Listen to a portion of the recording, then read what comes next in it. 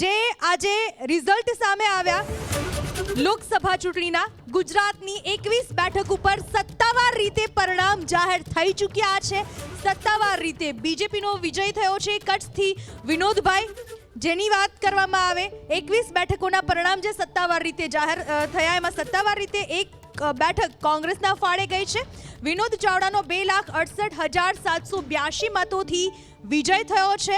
મહેસાણાથી હરિભાઈ પટેલનો 3,28,046 મતોથી વિજય થયો છે। 21 બેઠકોના સ્પષ્ટ સંકેત આવી ગયા છે। સાબરકાંઠાથી શોભનાબેન બારૈયા 1,55,000 મતોથી વિજય થયો છે।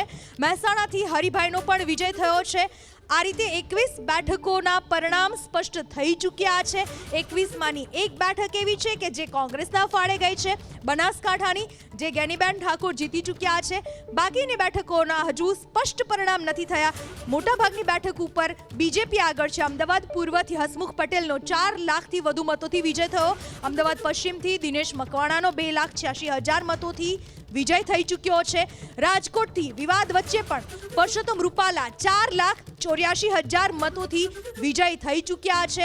જામનગરથી પૂનમ માડમ 2,38,008 મતોથી તેમનો પણ વિજય થઈ ચૂક્યો છે।